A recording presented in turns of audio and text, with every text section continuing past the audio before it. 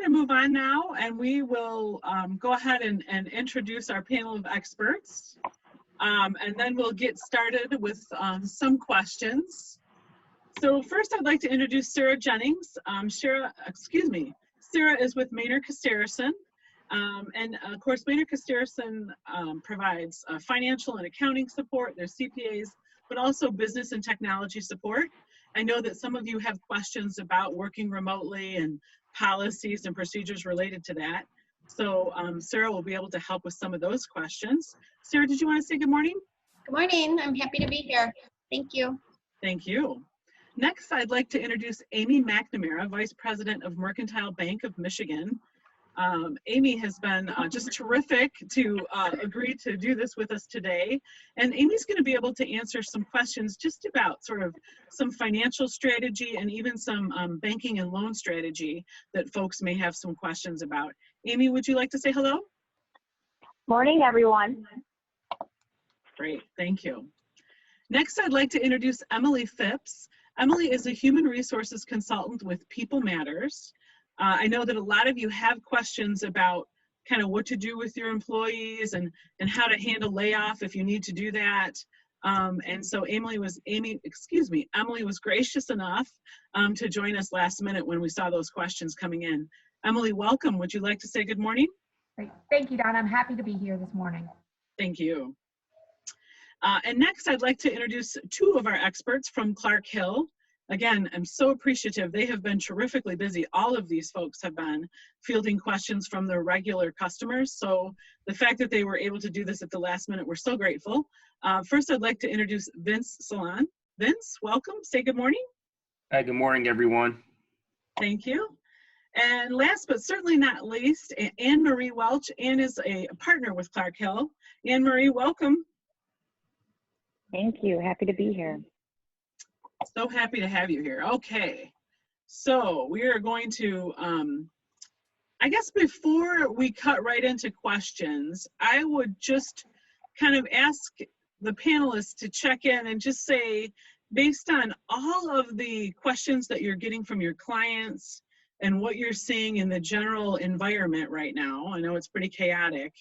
Is there anything that you just want to start by sharing to set the context for the rest of our conversation? So anything that you're seeing that is just better to get out there right away and make people aware of, or things that you want to make sure just don't get lost in the shuffle of questions? I'm going to go in reverse order now. So I'll start with Anne Marie and Vince. Do you have anything like that that you'd like to share with our participants this morning? Yeah, definitely. And I appreciate the opportunity, Donna. The biggest thing that we can stress from our perspective that we've been seeing from our clients is really it's critical for organizations, employers, companies to be paying close attention to all the moving pieces that are going on right now.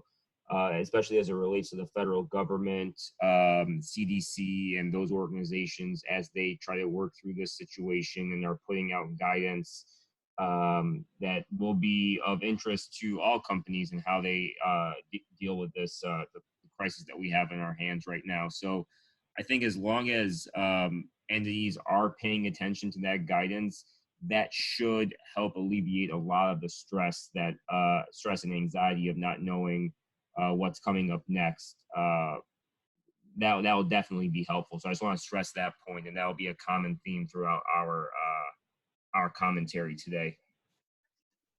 Thanks, Vince. I appreciate that. Emily, would you like to share anything just kind of right out of the gate?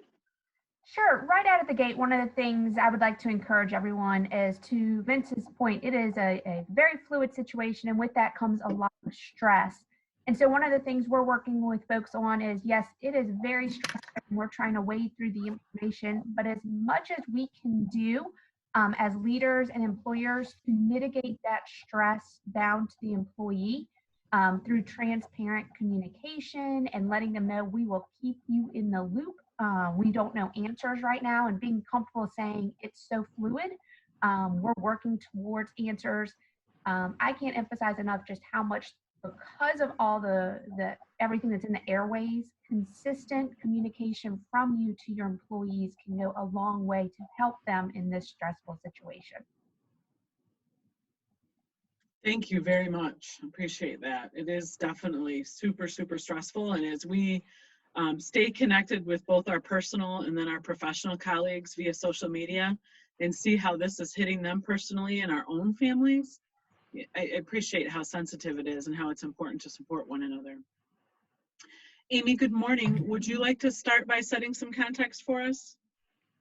Yes, the one thing that I am hearing from my clients, and it started first thing Monday morning, was relief on any type of financial burdens that they have, because obviously this is impacting business as well as personal, so I'm getting a lot of questions on that.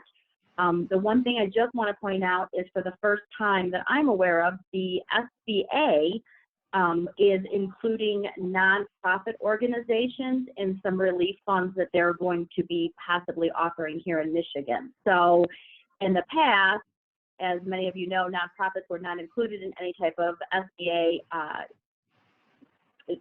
funds or anything like that. And in this particular program that was discussed, nonprofit organizations will be included in this. Well, that's obviously really, really good news. I looked at some of the documentation that you had shared, Amy, before this webinar. So we're going to want to get more information out when it's available. Yes, it is not included yet in Michigan, but if it does, it will be very beneficial. Okay, that was my question, because I was on SBA's site at about 6 a.m. this morning and didn't Yeah. see Michigan listed on there. No. So Yes, Michigan is not as of yet, but hopefully once it does, there is some stuff that you can do to prepare for it. So we can talk about that later. You can get that out to members, but there are some ways you can start preparing for it. So when it does, or I should say if it becomes available to Michigan, they will be able to be set up immediately. Okay, that's really good to know. Now, and maybe you can't answer my question related to that right now, but one of the things I wonder is it a set of criteria that has to happen before Michigan folks are eligible, or can we do some advocacy work to move that issue along? You can do some advocacy, so we can definitely talk about that, but yeah. Okay, we have a financial impact survey open with our members right now and are encouraging them to fill it out. And so we can certainly amplify that. So I'll follow up with you after the webinar today and get information out to the members, because obviously the sooner they would have access to those kinds of resources, the more it could help ultimately. Correct, yeah. Way to set the context, Amy. That was a heavy hit right out of the gate this morning, right? Yeah. Thank you. All right, good morning, Sarah. How about you? What have you been hearing, and what should we hear from you right away before questions this morning? Yeah, we've been hearing a couple different things. One on just the remote workforce technology related to that. We have a lot of clients and just people in the community that thought they were ready to go and all set and it wouldn't be a big deal, and are finding that it's a bit more challenging. All of the systems are strained. They've got employees that are relying on, they thought they had the mechanism set up, but the employees don't have the mechanism on the home front to make sure that they can communicate back and forth. So those are some of the concerns that we're finding. And just then, we're used to walking by and checking in with people. How does that work now? There isn't that check-in. So actually before this call, I was on a board, I had a board presentation for an audit report, and it was their very first virtual board meeting ever. And with all of the negative things going on, it's not a good reason that they're having to do this. That everybody understands and acknowledges, but it was good for them to be able to get on the call, have access, and they realized, wow, we could still do this. We can still see each other. They all had cameras. So it was kind of a lemonade out of a lemon sort of a situation this morning. So that was encouraging for them. The other thing that we are working with a lot of people on, because of cancellations and events and membership declines, because they don't know what's going to happen in the foreseeable future, is just helping them set up some projection models so that you can easily change your assumptions as things change. As was mentioned by all the different panelists, things are changing by the hour. So it's really difficult to say, sure, we'll help you change projections. I'd rather help set up a model so that people can be agile and kind of, it's just so fluid. You have to be able to kind of roll with the punches. Yeah, so for the panelists that may or may not, be comfortable toggling back and forth between what we're doing and also the chat stream. So Ann Parker from Small Business Association for Michigan has kind of added some commentary to the chat saying that she thinks Michigan is low on the list. And so she's hearing that the rejection rate is somewhere between 30 to 50% on applications from other states. So there's some additional information there too. So I think that's good to know that we don't want to create a situation where we're doing false hope. But I appreciate getting a lay of what's possible so that we can do the advocacy work necessary. For the rest of the participants who are with us via chat, don't hesitate to chime in and do what Ann Parker has done. If you have expertise that you can contribute to this, by all means, don't feel like you can't contribute. We're a community, and so we're going to be better together. If you share that information, that will be helpful for everybody. While we marketed this as a panel of experts, and they certainly are, we understand that our own membership and participants have expertise to share as well. Yes, if you want to share that publicly, I'm getting a question about sharing Ann's comment. Yes, please do share that. I appreciate it. And Donna, this is Vince. Just real quick, I didn't mean to interject there, but just to Sarah's point on the teleworking, and this is something we can discuss in more detail as the questions come up, as I'm sure they will. But one thing that we also do want to stress, and it's something that we have been seeing a lot of, and Anne-Marie and I actually did a counseling on this last week, has been making sure that employers, nonprofits, profit entities, what have you, have teleworking policies in place with their handbooks or separately to ensure that employees are one, performing the work that they're supposed to be performing, and that your data is secured, and that you're complying with applicable OSHA guidelines as well. So I just wanted to throw that out there, and we can discuss that in more detail as it comes up.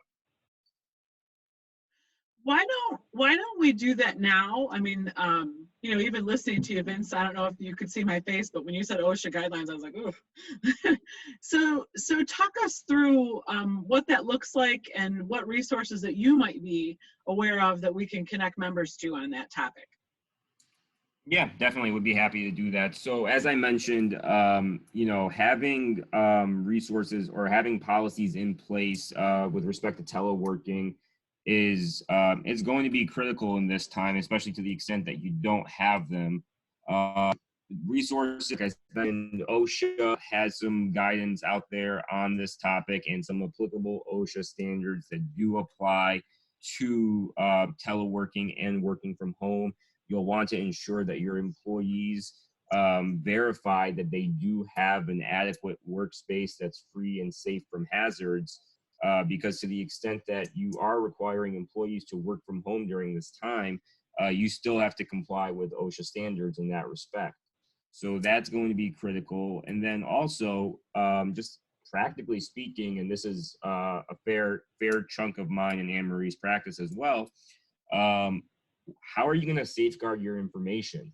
If your employees don't have laptops, for example, and you're saying, why don't you just log in through the Cisco Connect system or what have you on your own personal desktop, okay, that's great, you're getting your work done, but what's happening to all your confidential information? And that may not necessarily be as much of a concern for in the nonprofit sphere, but it certainly can be.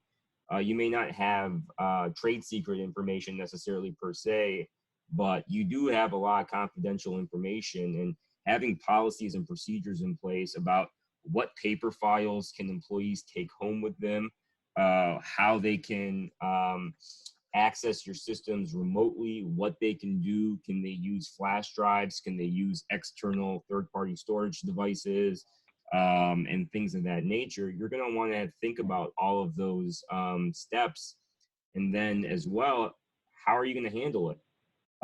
So those are kind of the resources that, or the things that employers are going to want to be thinking about during this time as they have lots of employees working remotely. A couple other points to mention too is that we want to make sure that our employees, you know, depending on the size and nature of their work from home capabilities, aren't violating any sort of zoning rules. I mean, they're just little things you don't think of necessarily, but putting in caveats like that in your work from home policy are good. And then setting up an appropriate structure with respect to the amount of hours that they are supposed to be working, especially if they're hourly employees, and how they're going to be recording their work. And also, especially right now, taking into the consideration that many of them, Vince and I included, and if you hear little people in the background at certain times, are also struggling with the fact that they are dealing with having to have care for their children who are not in school during this time period. And so having perhaps a more flexible work schedule for these individuals instead of the rigid 9 to 5 is something to consider during this tumultuous time. I think that's a great point. And even being open and transparent about, as an employer, we understand you have these challenges. Please, that's one of the things that we implemented actually. Please talk to us, because the expectation is we want you to work and the job still needs to get done. We don't want our employees to think that we don't care that they have little ones in the background, or they have to, I was telling someone yesterday, I had to juggle a science project in the middle of the day. So we understand that things like that have to happen. We just need to make sure, one of the things that we are recommending, absolutely policies, but make sure that you have some way to easily and regularly check in with your team members. Because one of the things that we take for granted, I think, is the occasional walking by to the next office to say hello and check in on how a project is going. If the next office isn't there and those check-ins aren't happening, it's really, really easy to lose track of things. So if your workforce isn't used to having the remote flexibility and that capability, I think you have to make a thoughtful effort to say, okay, we're going to check in, and it might seem like overkill. We're going to have a virtual check-in at 11 o'clock every Tuesday and Thursday to see how we're all doing. And it might be 20 minutes, but you might find it has to be an hour because there's so many moving parts that you didn't know about. And I would just add on to that, I think that's great advice, Sarah, that it may feel like we're putting a lot of rules in place, but really setting clear expectations for our employees during this time on how to engage and how to maintain collaboration for productivity purposes is really important. So for your organization, that may look like, you know, if you get an email, we expect you to respond within 24 hours. If maybe it's defining what does urgent mean, so that if people need to get a hold of each other, we really understand what urgent looks like right now. For some organizations, something that's really wise is when you need something from someone, go ahead and in your communication, make sure you're putting a date. I need this by X. And then in response, ask your employees to always confirm they've received that and confirm if they can hit that date, and or negotiate a new one, so that we're not holding each other up, because we do all have things going on outside of work. But the clearer we can be in our expectations with each other, the more we can keep the productivity flowing and not miss each other, assuming someone is working, and or worse, starting to think people are not working or not doing what they're supposed to be. So setting those kind of rules of engagement among your team, absolutely, we want to maintain flexibility. But the more expectations and clarity we give our employees, the more they'll be able to succeed within those. I think that's a great idea, and making sure that you have the right tools. We utilize Office 365. A lot of our clients utilize Office 365, and that has the tools to be able to collaborate within our team very, very well. And we've had to go back and define what is an email and what should be on kind of a Teams chat, because I mean, we all have a lot of emails that we're trying to deal with. And if you try to have email conversations like we used to have in the office, it will be completely overwhelming, and our productivity across the board in all organizations is going to go down dramatically. It seems we were talking with our tech team on providing some helpful tips and tricks. What's an email and what's a phone call versus what's a message or a chat feature? And they said, well, we're professionals. Do we really need that? And I get that perspective, but I think the answer is yes, we do need that, because we all don't come from the same place. And as Emily just said, you have to set those expectations before we can really work well together. So our participants are sharing some really useful tips too. So just kind of draw attention to the chat thread. So it looks like this kind of daily 30-minute check-in with teams is a useful strategy. That's something that MSAE has been doing this week. I will say that depending on the time that you schedule that meeting, you could have connection issues just because of volume. I mean, we've learned the hard way that 9 a.m. is not the time to do a morning staff meeting. We learned that the hard way. And then this idea of daily work logs. So I see that Kathleen Menelo from International Hearing Society sharing that helps, those work logs helps managers stay in tune and also ensure accountability and figure out, planning for the next day. So I'm not going to read everything that shows up in the chat thread, but I think that the folks sharing is very, very helpful. One of the things that was shared previously is just this idea that the Small Business Association of Michigan offers a kind of a coronavirus update every day at 3 o'clock. It's open to the public via Facebook. And so if you've not seen that yet, you may want to subscribe to that and put it on your calendar to check in at 3 o'clock every day. I was able to watch the first day and thought it was just super valuable information. So, and we'll put that on. So later today, MSAE is going to launch just another kind of resource page called the Pajama Brigade about working from home. And so we're going to post resources on that. So we'll list some of the things that are being shared today. We'll put on that Pajama Brigade web page. So let's start to talk about some of the questions that participants sent in. So just like right out of the gate, is there a benefit to paying staff during this time versus actually doing a layoff so that they can take advantage of unemployment? What do you all think about that?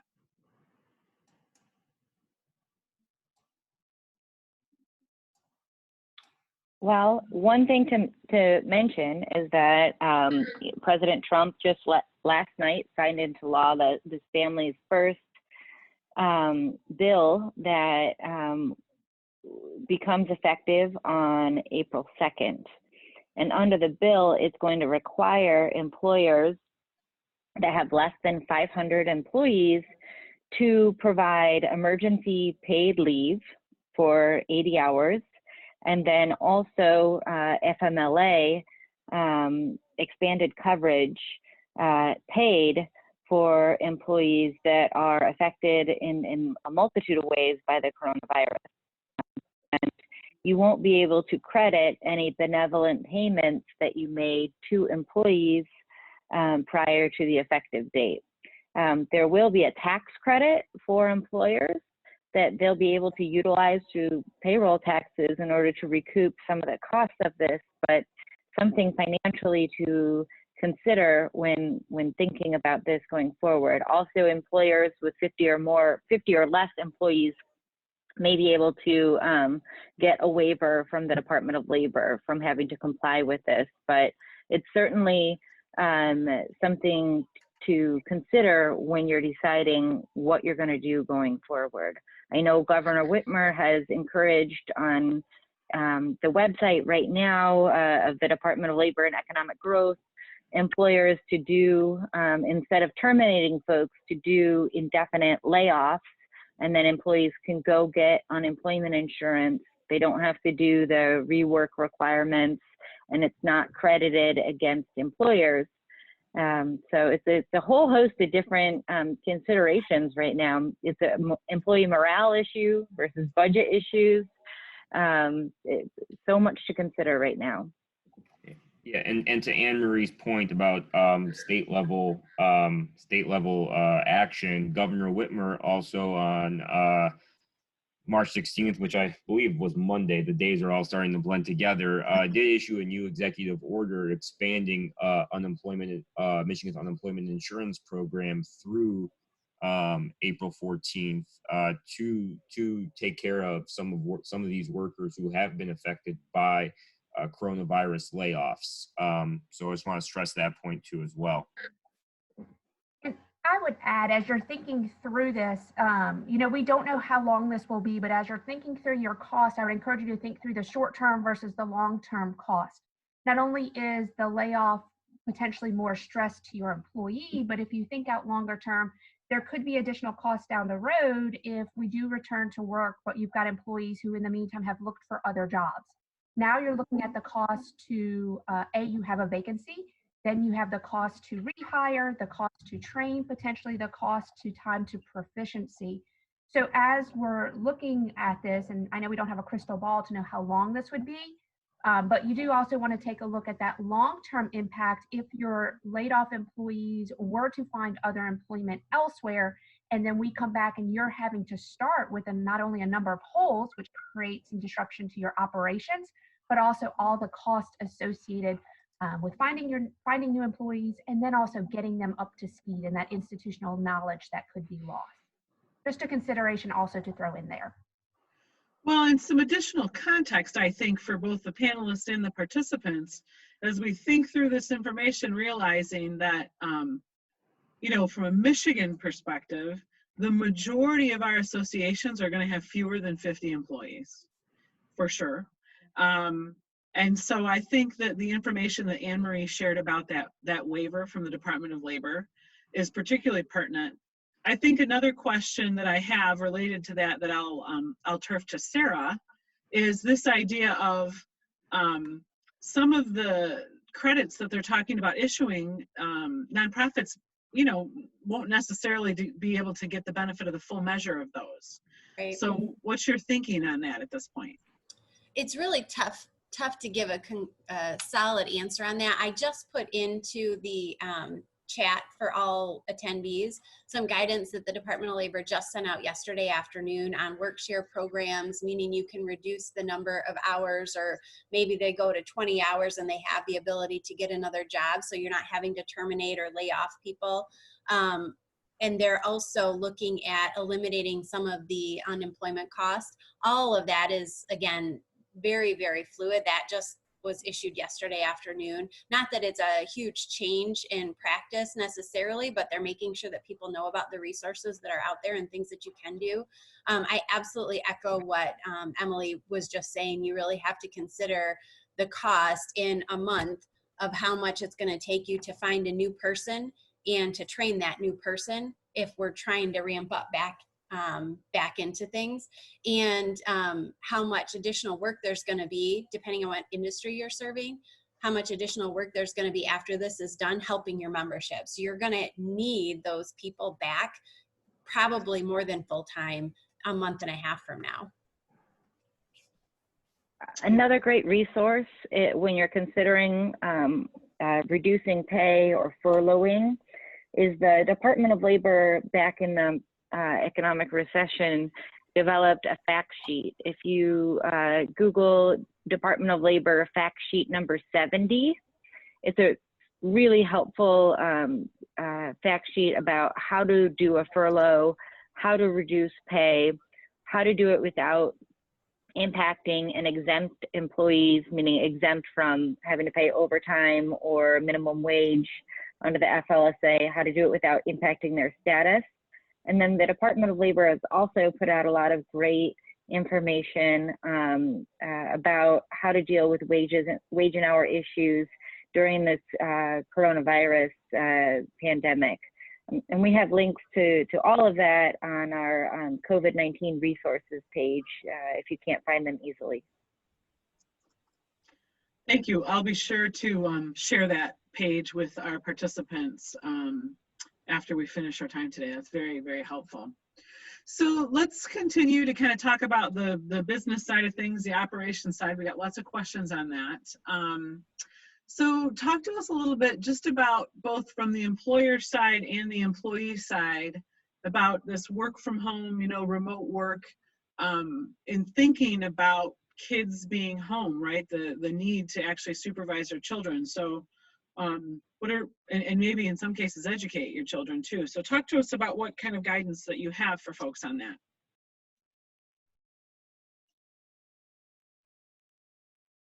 Yeah, so to that point, I think we stressed a lot of this earlier, but I think the biggest thing is communication, being in constant communication with your team members and who you're working with, and letting them know what exactly is going on. I'm very lucky, for me, for example, that my daughter's daycare is still open. So we've been able to take her every day as normal, and my wife and I are both home working, and we're able to get things done. But it's on a reduced schedule. So 4 o'clock hits, I have to go pick her up, and we're with her until she goes to bed. And I think the biggest thing that you can do in this circumstance is communicate with your team members, set the expectations. As an employer, be understanding. As an employee, it's a tough time, and everyone that I've spoken to is going through this exact same time, whether they're managers or a little bit lower on the totem pole. And I think as long as you're staying in communication, setting the expectations appropriately, and at the end of the day, still getting your work done, getting deadlines done, which many of them are being pushed out now.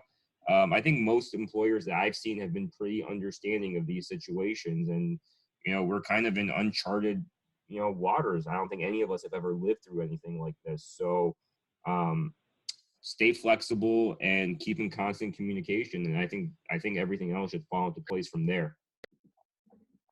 This is Anne Marie, and I would add that, usually our telework policies say something like you can't be primarily responsible for your children, or for, a lot of times it's, older for your parents while you're teleworking. And I've got my 3 kids home right now. Luckily, my husband is also home and is, we're pitch hitting, but relaxing some of those policies is just going to be necessary during that time, and also allowing employees to have a flexible schedule during the remote work, scheduling perhaps meetings that are mandatory, but saying you got to get your work done when you can get your work done, because trying to be productive in an efficient way is more important than making sure that all your normal policies are necessarily being followed. We've also seen a lot of employers, because this is a very anxiety and stress-inducing situation for their employees, making sure that they push out EAP programs and saying that there's, telecounselors and help available during this time period if you need to get it. And the last thing, legal side, that I would mention, and I know a lot of your employers are less than 50, but if they're greater, then the Michigan Paid Sick Leave Act would, one of the reasons that they can use the leave is if their child's school has been canceled as a result of a governmental shutdown, government-ordered shutdown, which is what has happened here. Right. Yeah, I was just pulling up that legislation. So I was going to say that. And then also related to flexibility, I think for exempt employees and people that are salary, I think absolutely moving to a more goal-based system than, you're here for 8 hours every day. It's interesting if you listen to the people that are talking about the impact this is going to have on how we work going forward, not just during this time period. I'll be curious to see if that's how more and more organizations, I think that's been a shift anyway, but if more and more organizations kind of do away with you got to be here from 8 to 5, if you don't have like a client facing or a member facing position, but you have to get these things done this week, period. Because I think that especially for exempt employees, that's really going to be the kicker, what people have to do in this time. Who knows how long it's going to last. And then with the hourly, yeah, I do think you just have to make sure that you're flexible with people. And then the other thing that I would say, we have Office 365 and various other things allow for intranet. So you have communication mechanisms that's kind of virtual for your team. We've got people that we're recommending, if you've got a 3 p.m. zoo thing that you find, just share it, because one, it builds collaboration, like the team atmosphere when you're remote, which I've already had people from my office saying, gosh, this stinks. I feel like I don't know anybody. And I'm like, it's day 3. We have to get through this. But how do we get through this? It might be engagement that our kids are going to the zoo together on Thursday afternoon at 3. Little things like that help employees be able to schedule things. It's not so overwhelming, because they know, well, at 3 o'clock, everybody can kind of not really vent, but band together, because we're all trying to get through this. I think those are kind of more positive things to go over with your team. Yeah. Just to echo, the goals-based environment is so critical, being aligned on what are our priorities right now. We often talk about goals and longer, quarterly, annual, semi-annual, but in this scenario, it's important to break those down even closer, so that in the midst of so many uncontrollables, our employees know exactly, what do I need to take care of in the next 48, 72, the next week. Let's check it off and move forward. That'll just help build that continuity. And to Sarah's point, even though everything is fluid, as much as we can plan in advance, it allows our employees and ourselves to say, okay, at 2 o'clock, I have this, I'll handle the kids at 2, you handle them at 4, that negotiation, whether it's with a spouse or with a friend, a neighbor. So as much as we can plan a couple days in advance or let people know what to expect, and then let them manage their calendar instead of, popping up things, hey, in 30 minutes, we need to jump on a call. That will happen occasionally, but giving folks the latitude and the advanced warning will help them figure out, do I put on a movie for an hour and a half? Let them try to manage that with some advanced notice. So here's a question. Can you share potential language on phrasing this for non-exempt employees versus sitting at your computer between 9 to 5? Goals-based expectations versus time. Is that something that you have, Emily, that you might be able to share? For non-exempt employees, so yes, we can definitely talk through this, and it'll depend a little bit on the situation, but in general, different organizations are taking different approaches to this. The standard language would be you get paid for, all hours actually worked. In this scenario, some folks are, being a little bit more generous at this time. So what's hard in this scenario is a lot of employees feel that if they're not sitting directly in front of their computer, it's not actually time, versus they may still be working towards a goal. It depends on the nature of the work being accomplished. But to the broader question is, if we're communicating, this is what you need to get done by this time, this is the time you have to accomplish it, and you may be negotiating that with your team. So I'd invite the panel to jump in here, because I hesitate a little bit because different organizations are approaching this differently versus what is the absolute, minimum requirement from the law to be in compliance. If you're asking for compliance versus, how are different people handling this, there's a little bit of difference. Thank you. So the other part about that, Emily, I think is just people have different perceptions and even different practices about how long any given project should take, right? Mm-hmm. So some people, subscribe to that perfect is the enemy of done philosophy. And some people are like, no, every work product I put out is going to be, of the highest caliber. And even at different management levels, right? People have different ideas of how long things take, right? So I like that you use the word negotiate. That this is something that when teams are having conversations, folks need to represent their interest and say, gosh, yes, I'd like to get that done by the end of the week, but here are some things that you might not realize have to happen in order for that to get done. So that's another case for those frequent conversations would help managing expectations. Right. And as many of the team panel members were saying earlier, the other factor in this is going to be access to the tools, right? What may take 30 minutes at the office because I can download a file very quickly, I can get to the drive.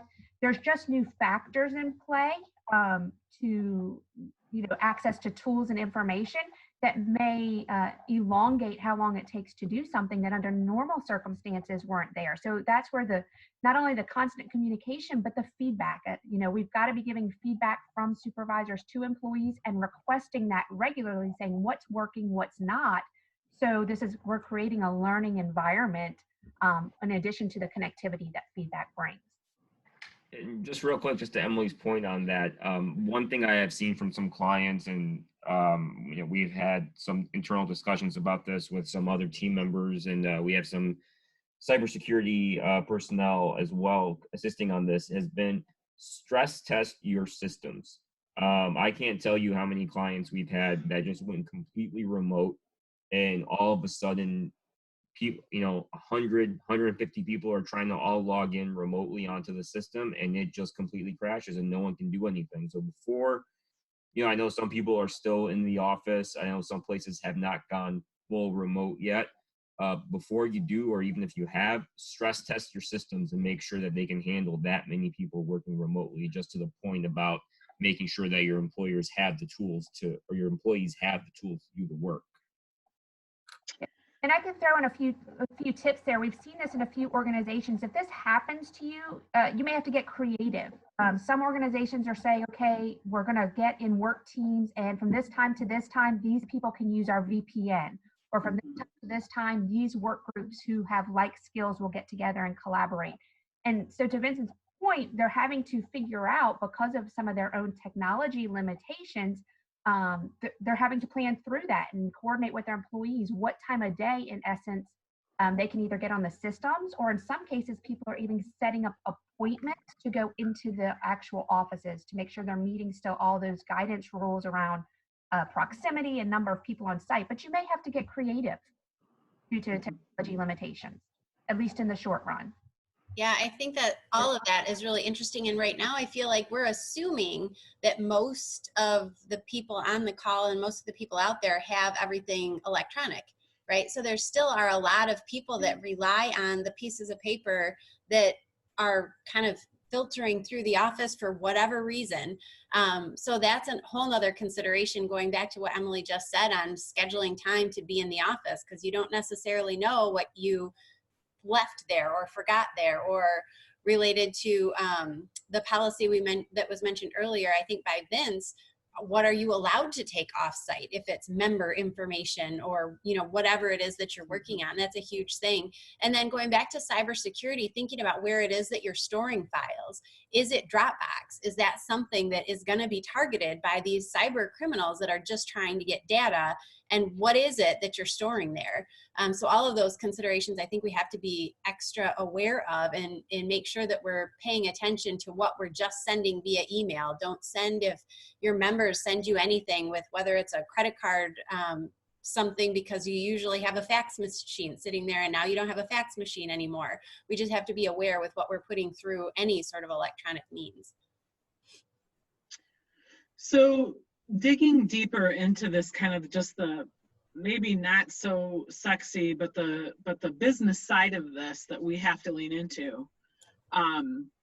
You know, one of our participants has commented, you know, when talking about how to do this business forecasting, really managing cash flow, because if you're wanting to keep your employees on, if you're able to do that, you know, in order to do that, depending on what's happening with cash flow, right, you might have some issues with that. And I think the reference was, I think this is about as messy as a plate of spaghetti. I think that's a pretty good visual about how this is. But maybe with like a 2-year-old eating it, maybe that's a good example. So what do you, and we're dealing with this right now at MSAE, where we're having a conversation as we try to look at, you know, what additional revenue is likely to come in between now and the end of our fiscal year, which is September 30.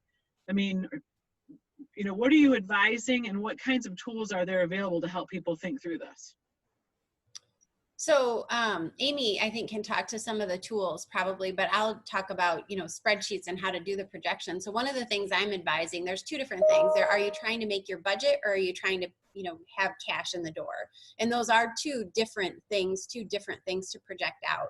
If you have cash flow issues, we usually, I mean, historically, we've recommended, and this is minimum, that organizations have 3 months of operating reserves that they have to pay in liquid assets. And that is for things like this, not that any accountant would have ever guessed or projected that they need it for this situation, but on average, they say, you know, you should have 25% of reserves. That's our recommendation, at least. Some organizations have much more, and if they do, they're probably more focused on how are we going to get through this year and not have a big red mark, but we're still solvent. We still can make it through. Then again, on the flip side, you have people that were already operating negative potentially, or don't have 3 months of reserves. What are we going to do? So for the people in the cash flow side of things, and sometimes you're trying to do both, which I get that. I still think it's two separate spreadsheets or schedules. But on the cash flow side of things, I set people up, honestly, sometimes it's a week. Sometimes it's every other week. They update this cash flow. It says cash balance. This is what I anticipate coming in. And usually I break it down by what revenue streams there are. So if you had membership dues for the last X years, I got in $10,000 a month. I'm just throwing numbers out there, $10,000 in, you know, April, May, or March, April, May. I think I'm probably going to get 70% of that this year because people just don't know what's going on. So I put those in my receipts and kind of spread them out. Hopefully you have the database that tells you kind of when you got them in. And then I look and say, okay, well, we have cash because we had people pre-registering for this event that we just canceled. So we know we're not getting any more cash in for event registrations. And we might have to pay some out because they're now going to start requesting refunds. So then we move down to the liabilities or what cash out is going to be. So then honestly, we have to look at payables, working with vendors. When are the due dates? I mean, I work with a lot of organizations and historically they put the payable in and they pay the payable because you have the cash to do that and nobody wants to make their vendors wait. But if everybody's strapped, it's really important to input the due date. So you know, and you can outline, this isn't due for 3 weeks. We need to do it 3 weeks from now. Related to the budget to actual, so if you're not so concerned, I really, again, going back to revenue streams or even specific events, just change your assumptions and they all kind of link together. But I would absolutely agree, if you try to do it all at the same time, it does look like spaghetti, really messy spaghetti. But if you piecemeal it, it's a lot easier to manage. So if one of the projects for your team was everybody take whatever department they're responsible for, you do yours, and then at the end, after it's clear on a piecemeal level, then we can work on putting it all together for the next 6 months out and figure out what we have to change or what we need to do. That's way easier than trying to tackle it for one person, for the accountant, controller, CFO to try to tackle it all at the same time. Yeah, that's helpful. I think one of the challenges though is it still requires guessing, right? Oh. When you're like, okay, if you have an event, let's just say you have a summer event, okay? And commerce may have been reestablished by then, but what percentage of attendees do you actually expect to register? Do you take that down by 30%? Do you take it by 50% because of the ongoing economic implications of this? And I get that that's an organizational decision, right? Like there's no hard and fast rule on that. Amy, I wanted to ask you to speak a little bit, kind of following Sarah's comments on just some things that people might want to think about when it comes to loans that they have or bills that they have due. I can actually add some additional information on that. Obviously, the best advice that I can give anybody out there that is, struggling or worried about making payroll or cash flow or anything coming up is to contact their bank. If they have a line of credit in place right now or a loan in place, contact their bank, ask to speak to the lender that's assigned to the account. You may have a great relationship with them, you may not, but that's who you want to get in front of. And you want to talk about them, let them know what you're thinking, what your concerns are. Just start that dialogue with them as of today. I'm going to be honest, the lender is probably going to be extremely busy. So, it might take a little longer than normal for them to get back to you because they are dealing with multiple customers right now. But the best thing to do is start the dialogue as of today. Start talking to them about the line of credit if you have one in place. And if not, maybe a possibility of getting one into place. The line of credit is there as a reserve. It can help you during tough times. You don't necessarily have to use it if you're not. So I look at it as you're not paying for it. It's a nice reserve to have.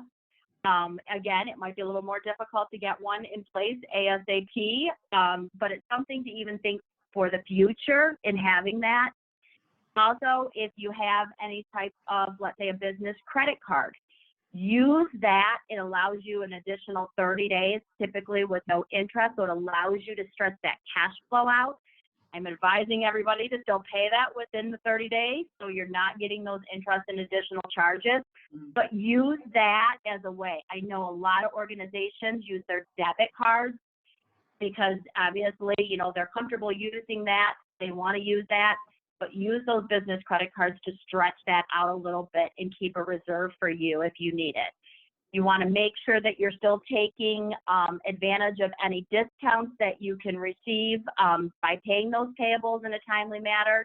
You want to make sure on your receivables, you're offering discounts in order to collect that cash faster.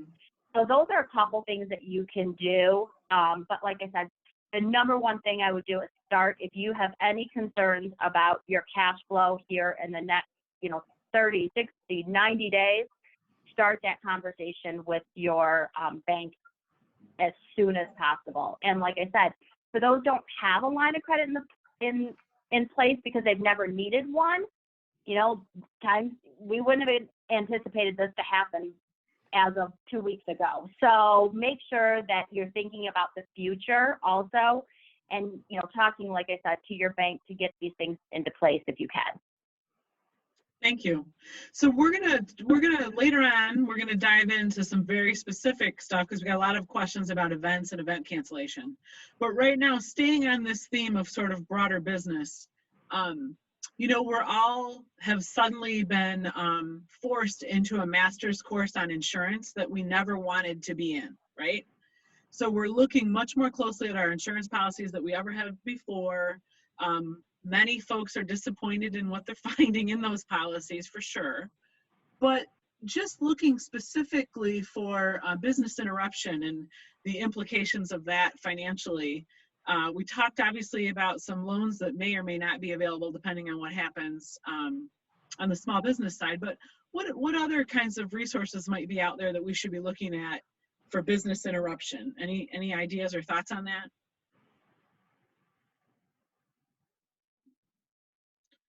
Scary. Right. I mean, I will just say right out of the gate, calling your brokers, your insurance brokers, and asking them to help you understand what's covered and what isn't, and not just assuming. And obviously not touching on the event side of it, because there's a lot of that event cancellation conversation stuff, but even just on the business side, what kind of coverage that you may have and not even be aware that you have that conversation. Okay, so I'm going to step back. We did get another question in just around employment, so I don't want to skip over that. And so this one is about, oh, we've kind of advanced a little bit. Let me find it in the, so if employees are resistant to remote work due to their technology comfort level and don't think it's fair they have to use PTO if they don't want to work from home, is there any employer liability for requiring them to use PTO? No, I don't think so. Anne Marie, do you agree? No, it's just like when the autos go in shutdown mode, you would allocate PTO to those weeks. But quite frankly, that's an insubordination issue as well, potentially. If you've instructed them to work from home. I mean, I think termination in the wake of what we're doing right now is probably a method of last resort. But you can certainly assign PTO to periods of leave right now. So I have a follow-up question to that based on previous experience, not necessarily the situation right now, but right now, if you think about expecting your employees to work remotely from home, you're assuming that they have internet access. So if you have employees that have made a personal decision not to have internet access, how could you have that expectation if you didn't provide it for them?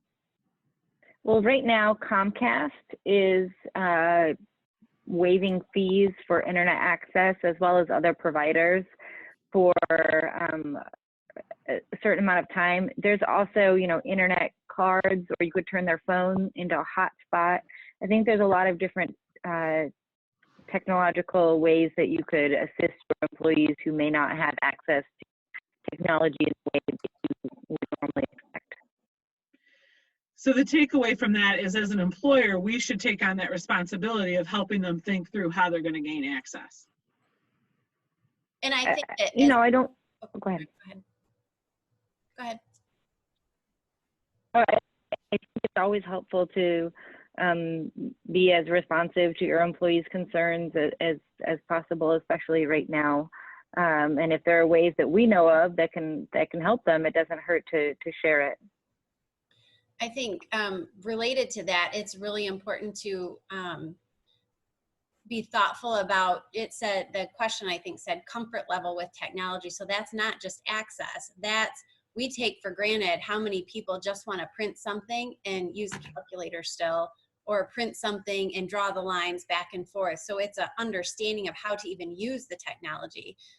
One of the things that we've seen a lot of people doing, because their business model has changed for the next 3 weeks at least, is, okay, what education do you need as a team member now that we knew you needed already, we just haven't had time to do it, or we were planning to do it in May. Bump that training up. So if your team member that isn't comfortable, shoot them a webinar to Excel or to Teams or to Office, or whatever that is, because there's a lot of training available right now virtually. Organizations across the globe are offering.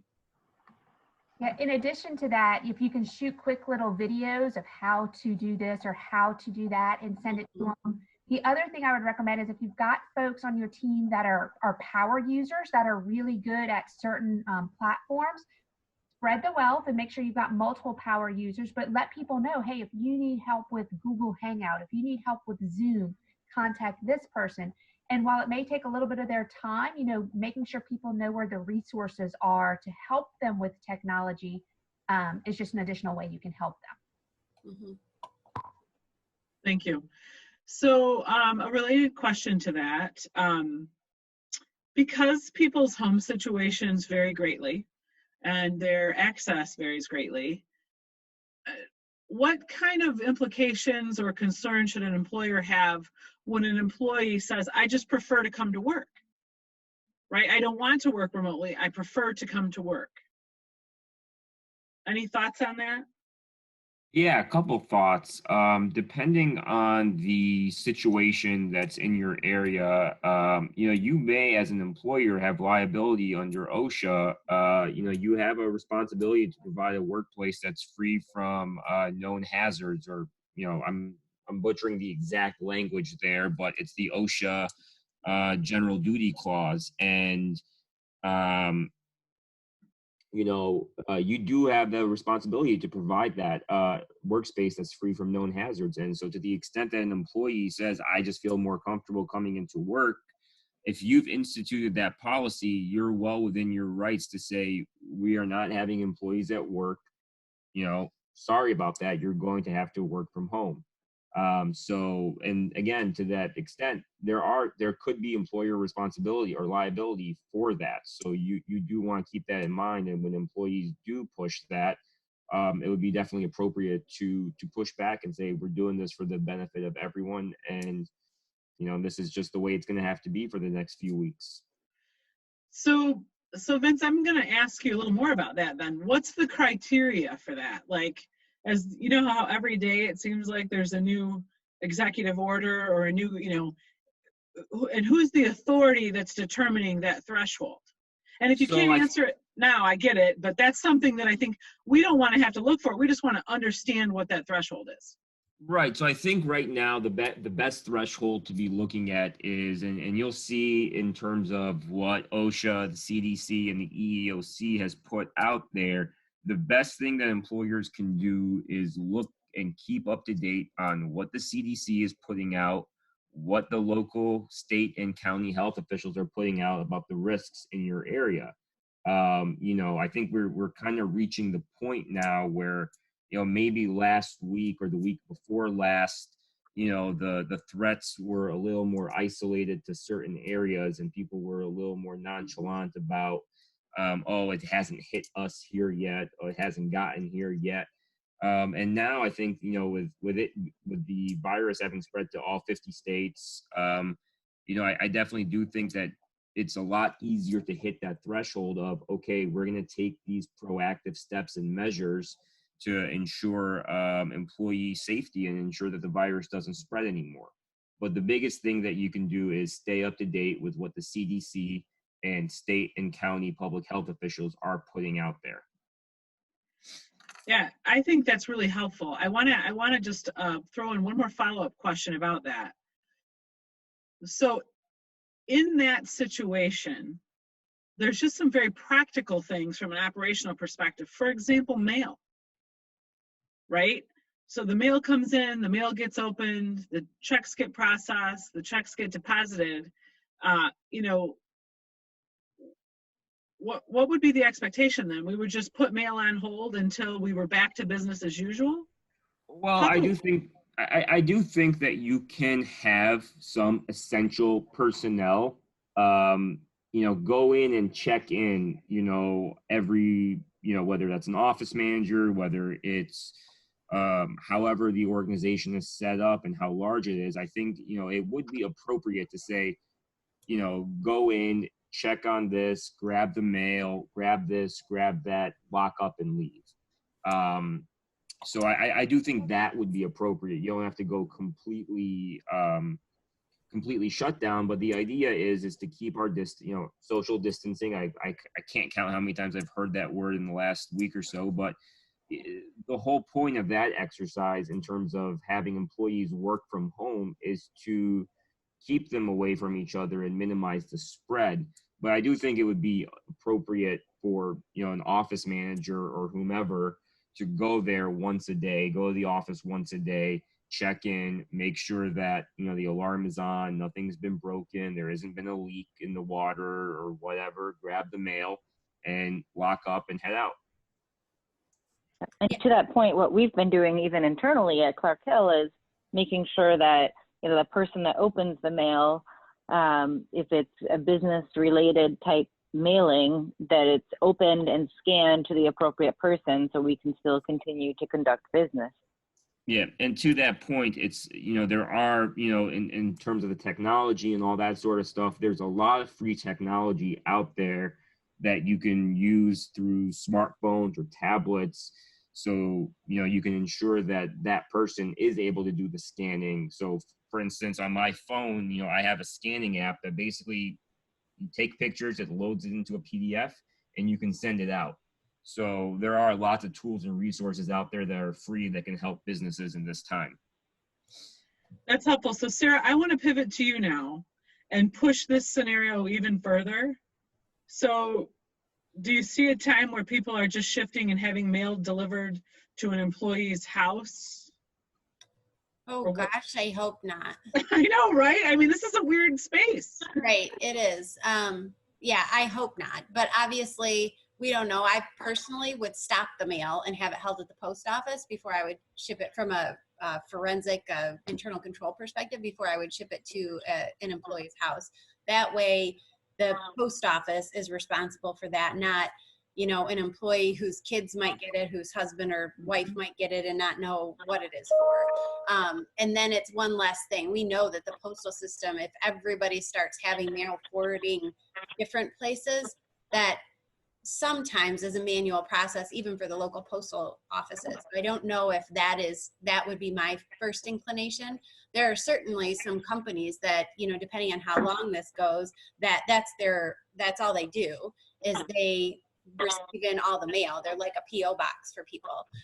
So there's that option. And then if you have trusted advisors, we get mail for some of our clients, and we've allowed some to just transfer their mailing address to us because we know we're always going to have, you know, a core group of people here to get the mail, and then it just goes in a box for that client, or goes in not a little box, but goes in a cubby for that client. It's secure, the receipts are secure. So I think that it is important to think outside the box. And actually, I talked to a client earlier this week, and, you know, pending this works until everything is completely shut down, as I know somebody put in there in the chat function, but they have a schedule. So every day of the week, somebody is going to be there, and they have just overly communicated what that schedule looks like. So there's no more than whatever the max is. And I would anticipate their max is less than whatever, you know, is out there now, because we know that number keeps going down. Is it 10? Is it 50? Is it 10? Is it, you know, whatever it is. So if you said no more than 5 people, these are the rotation for Monday through Friday, you're set in the short term. Yeah, so I don't want to belabor this point, but like even here, as we have looked at this, part of the issue is how long does the virus live on any given surface? Right. So how much time does something need to sit there before another employee touches it? I mean, this is like a rabbit hole you could go down and never come out of, right? Because it's so complex, but I at least wanted to surface it because of its complexity. Yeah. I also, on a different, I want to caution too, fraud. We have seen an uptick in fraud over the last several years, and I believe we are going to see it probably expand even greater here with what's going on. So be very cautious about, you know, where mail is being sent, where mail is sitting.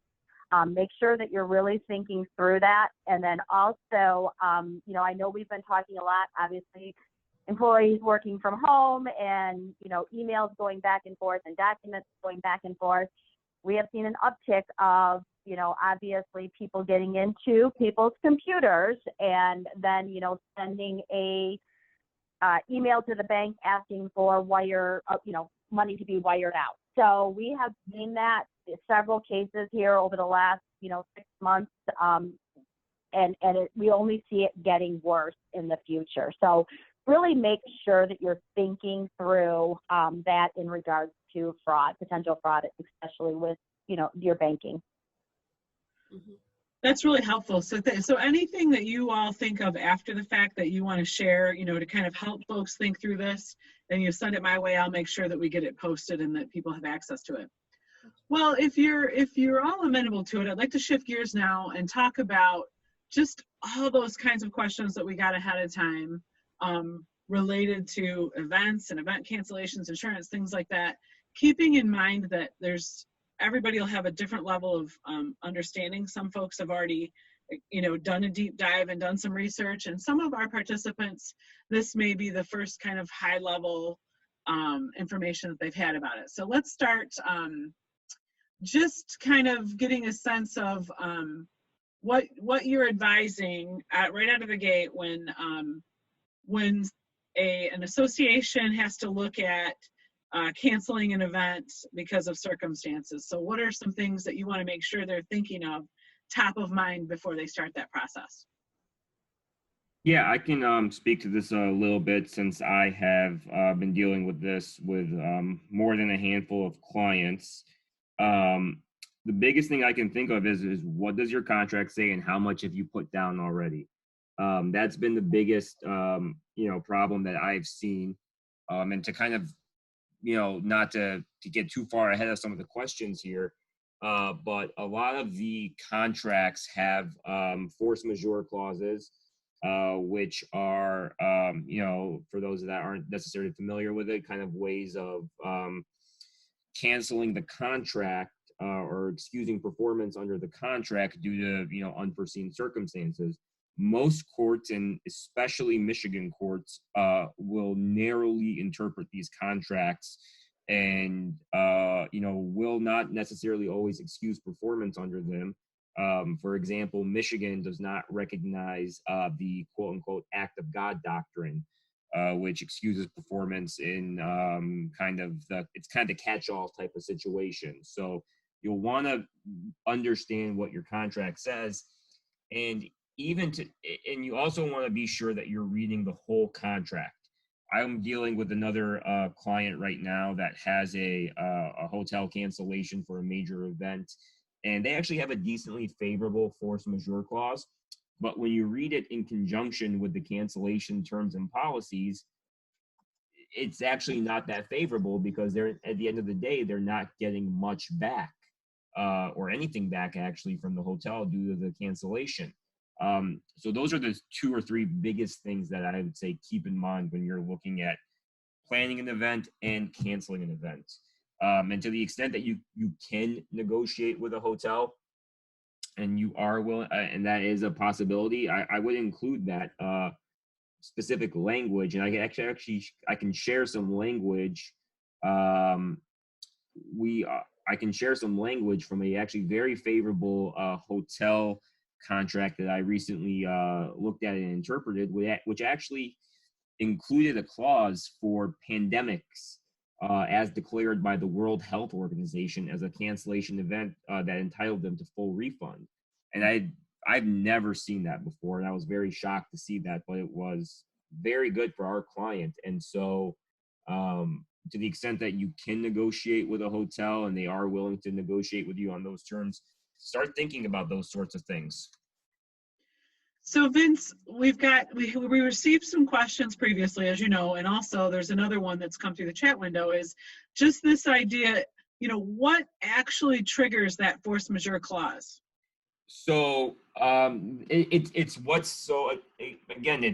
all depends on how the force majeure clause is written and how broadly it's written. There are certain force majeure clauses that are only written such that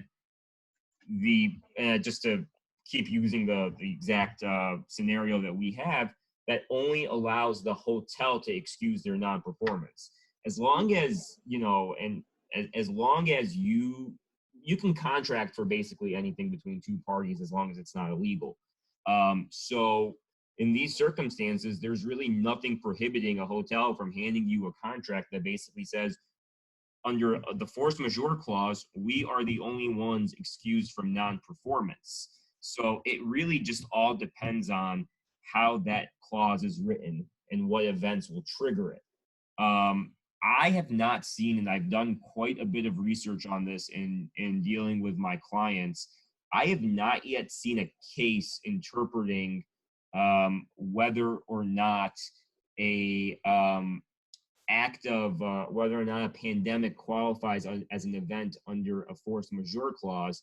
But what you can think of, and what I've been advising some clients is, and it's still not and I have to give my standard legal disclaimer, which is, this is not giving specific legal advice at this point, but one thing you might want to consider is whether or not these declarations by local and state governments are make performance of the contract impossible, right? Mm-hmm. So they're under Michigan common law, and virtually every state has this. They're the doctrines of impossibility and frustration of purpose, which basically, when after the contract is entered into, there are events that have occurred outside of your control that make it impossible to perform the contract. So, for example, assume Governor Whitmer tomorrow issues an executive order and says all events with greater than 5 people are canceled. Can't have them in Michigan through the end of April. Okay, well, how do you host your convention at the Marriott? You can't. So, under those circumstances, you may be able to get an out. I have not tested that yet in court, and I have not seen it tested in court yet, but that is a possible avenue of relief. I think that is where the, I guess I'll call it tension is much of this has not been tested in court yet. And so folks are both on the kind of association side trying to interpret, working with the, legal counsel or just kind of their event planners and stuff on staff. And then on the property side, properties are in that position too, where they're trying to figure out, hey, when would this kick in? And also, who's the entity? So again, this is a case of, does it matter what Governor Whitmer says by executive order, or does it matter what the CDC says or the federal government? And so it seems like this is a case where, even though folks are hesitant to encumber more costs by contracting with an attorney, they're best served by seeking legal counsel before they're making a decision. Absolutely, yeah, absolutely. And, just from a practical perspective, I've been advising clients, and I've seen one hotel in the area that just has refused to negotiate at all. But I have seen a lot of hotels in the area, to the extent that they have space and capacity, work with clients to try to rearrange at a later date these sorts of events. And so, to the extent that a hotel is not willing to negotiate with you or work with you or return your money, that is a possibility. And I know it's not always ideal, but it is a step to consider as well. I'm glad you brought that up, Vince. We've seen that a lot too, where people are just postponing. And now the challenge is, because the properties have been open to negotiation and saying, yes, we absolutely want you to keep it on the books, just change the date. But now the dates are filling up, because at first they said, we still want you to do it in this calendar year so they can get that revenue recorded and everything. So there's that consideration. And then I really strongly urge organizations, when they're considering postponing, what is the impact of that, whatever you're postponing it to? So one organization said, well, I think we're just going to have it in August instead. Okay, well, what other events are going to draw your attendees to their events that are already in August, because they've had it there for years? are you going to get your attendance? It might be less costly to pay the cancellation fee than to try to put all of your efforts into holding that event in August. So it's just not that you want to get your projection sheet back out again and make a bigger pile of spaghetti, but I do think you need to consider those facts as well. And then the other thing related to that is we've had a couple people that haven't historically done virtual meetings call us and say, help us brainstorm. We don't want this to be something we do forevermore, but instead of canceling, what if we have a virtual meeting and our members, because they're not used to it, they are okay, like something like this Zoom, it is put together, they don't need it recorded, they don't need all the editing, they just want a live webinar that they can sit through for 3 hours because they want to keep that engagement. And that is something that is, I don't want to downplay it because it's not easy to coordinate in a quick manner, but it is something that you can at least give your members, especially if it's continuing education credits that they're relying on for some certification or something like that. Mm-hmm. You can at least still be giving them something in the short term. Yeah, so we've got some questions coming in I'm going to pivot to, but before I do, I want to just circle to a couple of points that you guys covered. So first, Sarah, to the point that you just made about for those associations or providers that are providing continuing education in specific trades where so much education has to happen for recertification. I talked with a group the other day that had this circumstance, and in their case, there's very limited ability for them to deliver it virtually. In other words, part of it has to happen, the larger portion of it has to happen in face-to-face delivered education as opposed to virtual. And so if any of the folks listening today are associations like that, I would seriously advise you to reach out to the agency that's certifying that education. So if it's LARA, or if it's some function of the Department of Education, one of those, I would be reaching out to whoever that entity is that's approving that learning and saying, now's a good time to talk about C-time waivers, right? Because if folks are going to need those credits in order to renew, so being creative even with the entity that is authorizing that education. So thinking of that through, especially not knowing how long this is going to go on and how it's going to impact budgets as well. And then just kind of coming back and looking at this, holistically. So what happens for a lot of our members is the first thing you do is you say, hey, we're trying to figure out if we need to cancel or not, or what happens, when does force majeure kick in? So I want to circle back based on the questions that are coming in and just point out, if you've contracted with a facility and you've contracted an event that's larger than the current threshold allowed by the government, and it's in that time frame,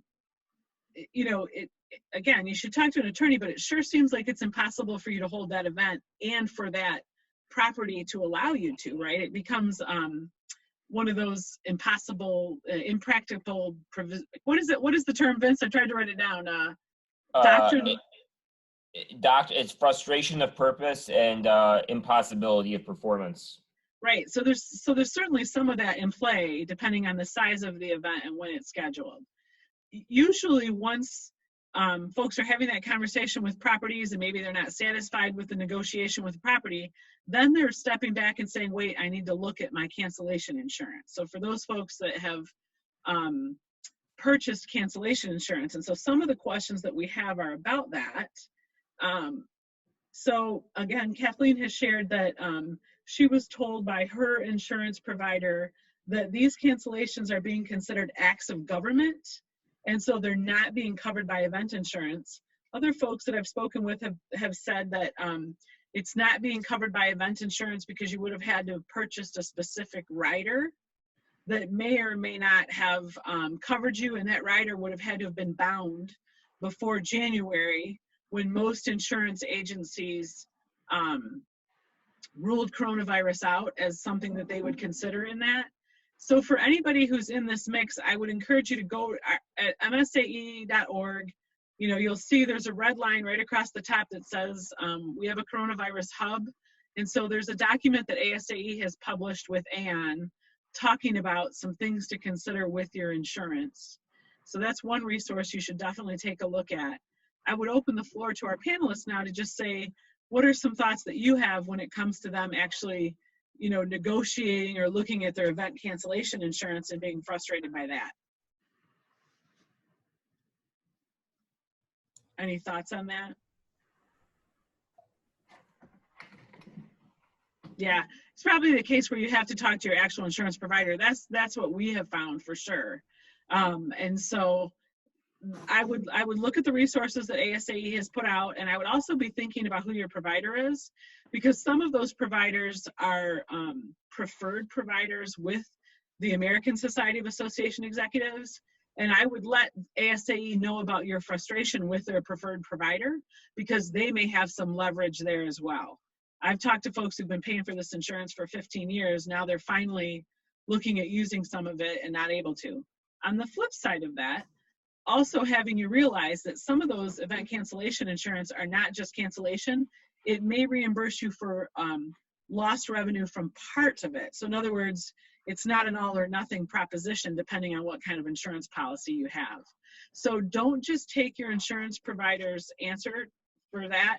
Take that policy back to your attorney and have your attorney look at it. So it's actually your attorney talking to your insurance provider before you walk away and accept no for an answer. Just kind of pointing that out. So we also have a question from a participant saying, what about an event that is under contract is in Canada? Do you have any different guidance on that? Yeah, I mean, I'm not a Canadian attorney. I don't profess to be proficient in Canadian law, but I guess I would simply just say consult with one, look at the contract, and two, consult with someone that's knowledgeable in Canadian law and go from there, and Canadian insurance as well. That's the best advice I can give, not being licensed in Canada or having had much experience in Canada. So what have you heard, or what kind of guidance are you giving about, let's just run the scenario where this is after the official prohibition may have been lifted, or, you know, depending on the entity that has issued it, and an association is moving ahead with an event, and what obligation do properties have to provide special accommodation for potential, you know, contagion on site? Or what obligation do they have to disclose if there's been cases on the property? So based on my understanding, CDC only has mandatory reporting guidelines for healthcare providers. That said, as a best practice, and again, I have not seen it tested yet, but there are possible, there is some possible liability under, say, a general negligence theory for hotels or places that have been contaminated that don't remediate the contamination, don't clean and disinfect, and then just allow people back in there to get contaminated. So I think as a best practice, I know we're not the hotels here, and the question was geared at what obligations do the hotels have. There are no obligations per se out there put out by the CDC or other governing authorities, but from their perspective, the best practice would be disclose and say what's been done to remediate and fix the problem. And is there any talk about any kind of government restriction, like forcing them to close? Based on everything I'm seeing, I think we will likely get to that point. It just depends on how soon we get to that point. I know in other states they have instituted shutdowns of hotels, or they are using them to house the homeless and get them off the streets during this time. But you know, depending on Michigan, it could take a little bit of time before we get to that point. Yeah, I know that people are kind of wondering what other folks are finding. And so we've had a pretty robust communication with, you know, my colleagues nationally, and they're finding that when there's a, you know, a specific edict from the governor, an executive order preventing gatherings, that most properties have been very understanding in renegotiating or not penalizing them for that because of the impossibility of it. So for folks, just keeping the door open for negotiation as long as possible, I think is important. And whether that's a rescheduling or a postponement, or maybe it is even in future years.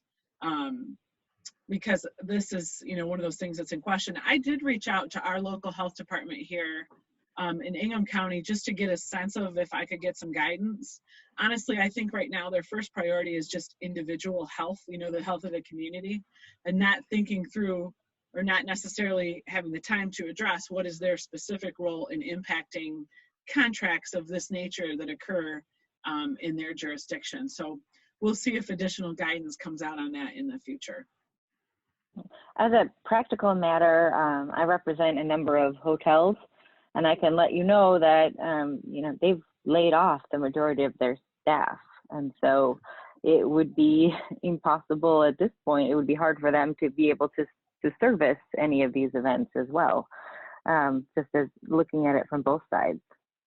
Yeah, great point, Anne Marie. Yeah, and I would expect that that's going to continue to be the case, right? The longer this goes on. So some of this is going to shake out. One of the things that happens to us association folks is that the people who are registered or people who are interested in registering tend to communicate with us really early. Are you still having this? What's the plan for this event? And we want to provide excellent service and give an answer quickly. And sometimes it might actually behoove us to say, you know, we need a little more time to make that decision. You know, we'll keep the line of communication open with you, but understand that this is a situation where things are changing quickly. Another practical matter I think I would raise is in looking at, you know, are we going to keep events? Are we not going to keep events? Is that I think that as businesses are recovering from everything that's going on, their training budgets and expense budgets are going to shrink astronomically for participants' abilities to actually do some of these events. Yeah, I think that's a great point, not only to do, but to go to them. So even if you have a fall conference, you need to change those projections. It's not going to be at the level of attendances probably as you saw last year. No. Right, that's a great point. So I want to just draw everybody's attention to a comment that was just shared by Therese. And she's saying, hey, just make sure that you reach out to your sales contact at the property where you're booked, right? This is a conversation. You're struggling, they're struggling. She said she only knows of hotels that are willing to and hoping to renegotiate, because this is a big hit for them as well. So you might need to look at moving your event to a less desirable time period or just being flexible, but that will make a difference. We're all facing this new normal and we don't know what that looks like. So her example is a smaller event in November or December in 2020 or January, February of 2021 as is more valuable than squeezing a larger one into a more desirable time. So just flexibility being important. We're all learning that, right? Every day. You certainly have to learn it when you go to the grocery store these days. So we have to apply it to other avenues of our lives as well. Okay, so I want to just encourage our participants now, as we're looking at time, we're at 11:36. People have been fantastic about hanging in, but really check in with yourself. If you have questions that you just haven't had answered yet and you want to make sure that they're asked before we start to wind down here, please make sure that you put them in the chat window. We have one that was just shared from Anne, who's saying that her current issue is with a production company. They paid 50% down for a May 13th event. The second half would normally be paid 15 days after the event. Company wants payment now because they're trying to survive, they suspect. So I think that Anne's example is going to happen more and more, where people are just trying to figure out how to get enough cash flow in the door to sustain. And that's going to be a business decision that you have to make. Is your company in a strong enough position that you can play that kind of and offer that kind of support to some of the vendors that you work with, right? It's just a lot of heartache. On the flip side of that, we have seen just an unbelievable number of businesses that have reached out to us saying, please make your members aware that we're willing to help. Please make your members aware that we're happy to offer some assistance, either less expensive than normal or pro bono. So as that happens, we're trying to get that information out to our members. So staying connected in that conversation is super helpful. So I just want to circle back because this is a frustration. So Vince, you had said that you would be willing to share some language or some things that we might want to consider in future hotel contracts or negotiations. So we'll look for that. I also want to point out that there's some national firms that have provided some of that language as well. So that is available on our coronavirus hub. There's a slide deck on there that I would encourage folks to take a look at that. And I also just want to reemphasize this idea of renegotiating or opening up the conversation to renegotiate any commitments that are even in the summer and in the fall where you might just need to rethink about managing what your commitment was. Your room commitment's going to need to go down, your F&B is going to need to go down, and having that conversation as opposed to just assuming that your property is not going to be willing to renegotiate. They very well may be. Yeah, and just to that point, Donna, real quick, I want to be respectful of everyone's time. I'm happy to share a slide deck and webinar link that we gave yesterday, that Clark Hill gave yesterday, on the coronavirus and employment law issues as well.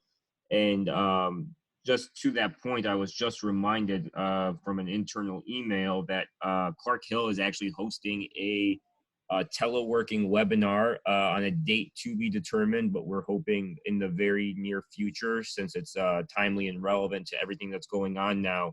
So I'd be happy to share that link with you so you can get that distributed to members as well, since I know that's an area of concern right now. Yeah, we'll be happy to do that. Our national partner, ASAE, is also doing a telework webinar coming up soon that is free to members. I don't remember exactly what day that is off the top of my head, but we'll post those links so that it's easy for people to find them. So I wanted to, while we still have the advantage of having this kind of expertise available, I want to just ask some questions that are kind of uncomfortable that people have shared with me, and just kind of helping them think through the consequences of all of this, okay? So we've spent a lot of time today talking about the scenario where you had to look at canceling, or you have to cancel an event. And we've talked about what that looks like with the property where you're going to have the event.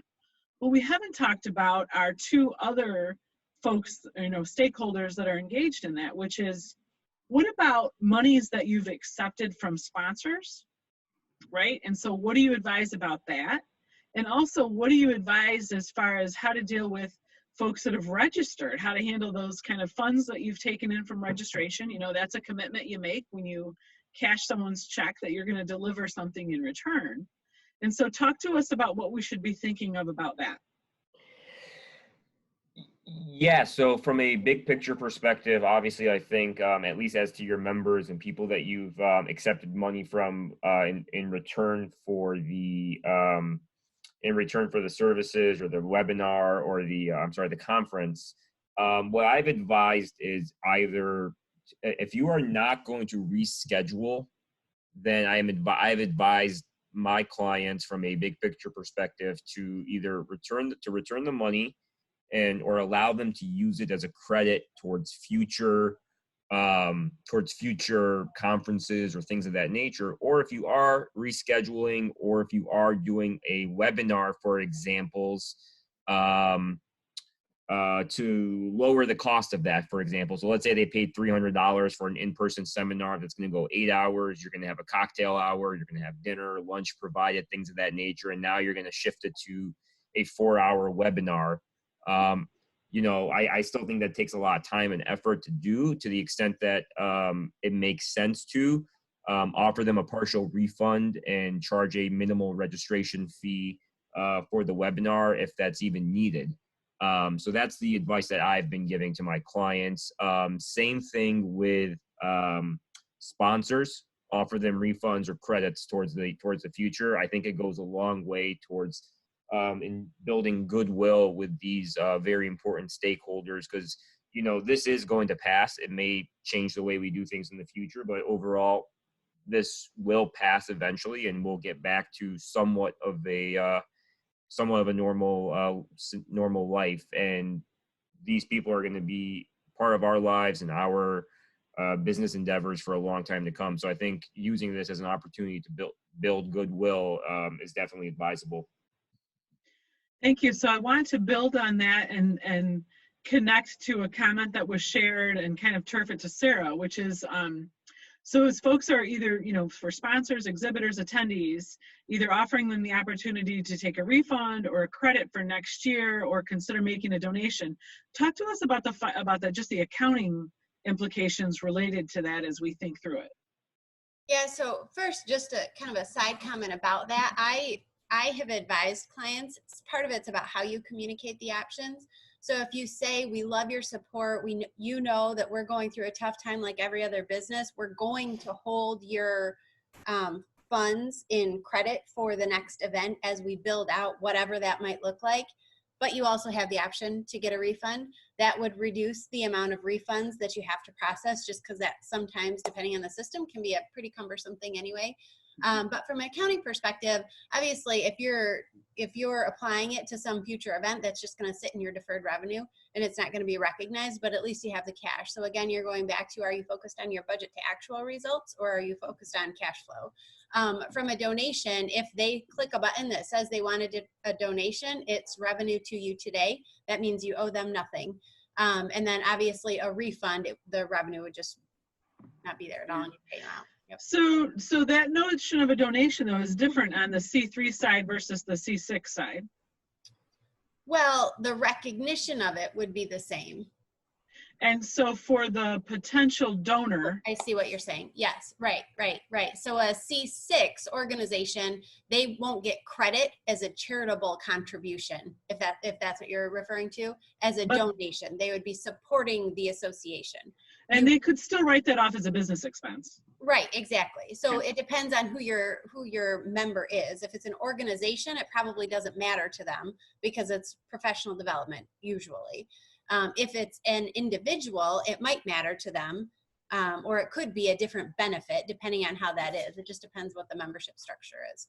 Okay. From a vendor perspective, it would kind of be the same thing, but one of the things that I've been advising people is to reach out to your vendors and just say, hey, before we send you your money back because you don't get a booth in our trade hall or whatever it might be, let's just have a conversation. You've been a long-time supporter. We know ultimately what you want is access to our members. Let's kind of creatively think what that might look like now that we are here. So maybe that's, instead of having an exhibit, maybe they have a tagline that they're supporting the association through the impacts of coronavirus or something like that. So they're seen by all of your members as supporting the association.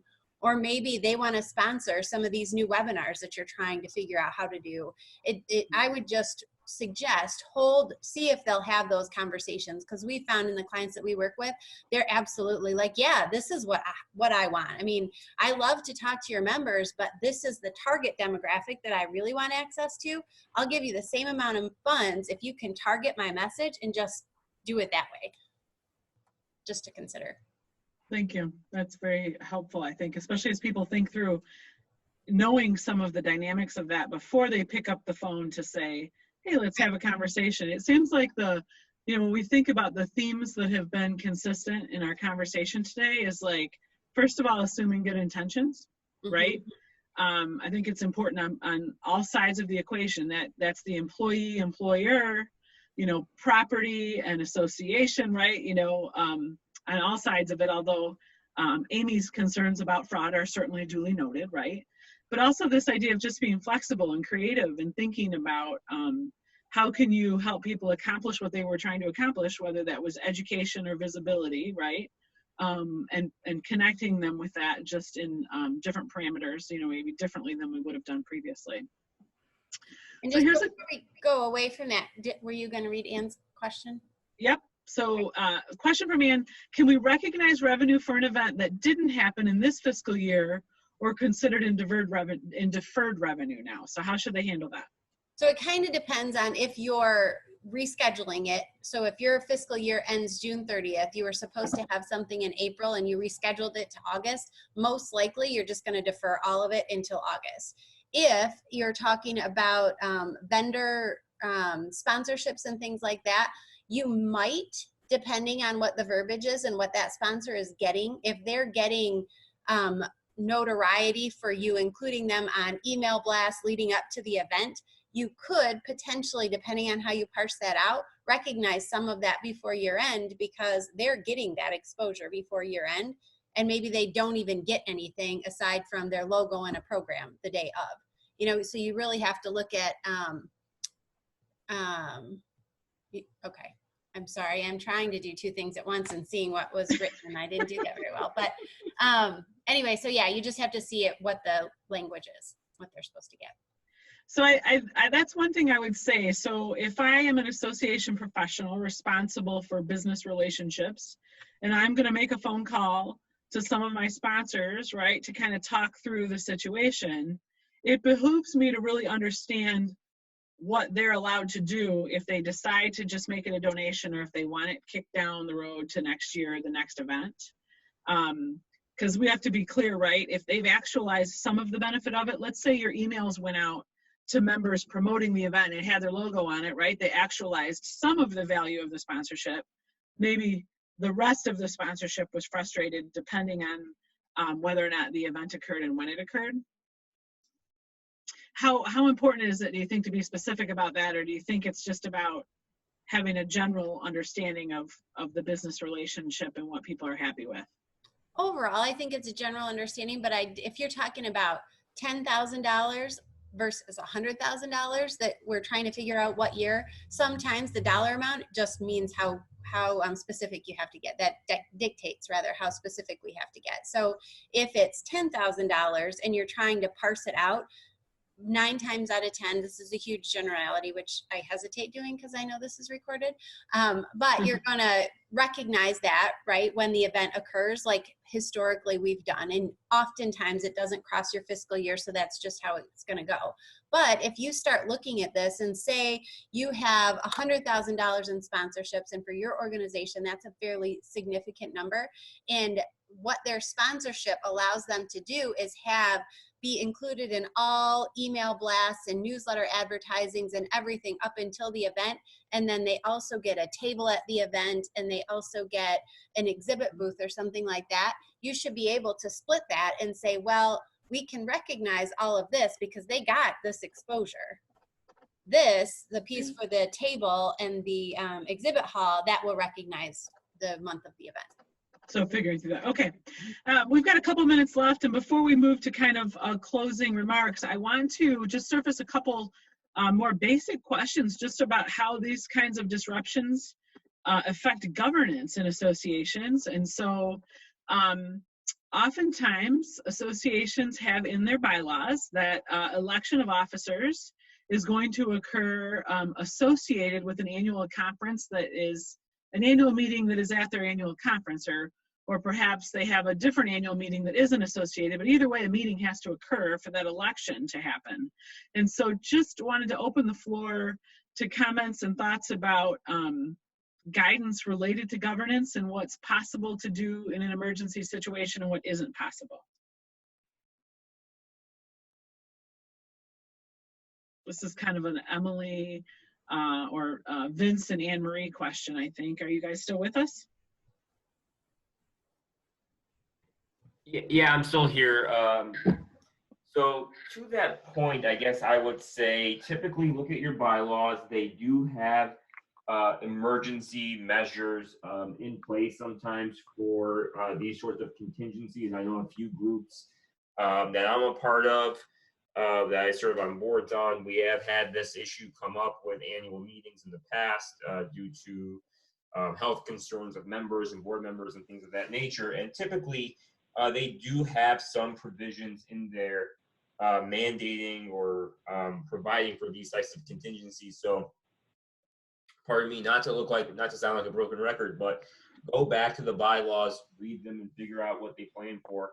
And to the extent that they aren't in there, what steps do you need to take to amend them to provide for this situation? Typically, there should be provisions that allow for amendments in the case of emergency situations where you don't need to convene a full board or whatever is required under the bylaws, or you don't need to have the full quorum or what have you. So look at those procedures and figure out what they say, and then you can make a better and more informed decision. And I would agree with that. And as you're also looking at the bylaws, one other thing that has come up that's not specific to your question, Donna, but also check your bylaws to make sure you have plans in place related to emergency succession, right? Or what would happen if executive directors are unexpectedly ill or out. Another thing just to factor into is what do you do if not only the board members become unavailable, you've got senior leadership of your association that are now incapacitated for whatever reason.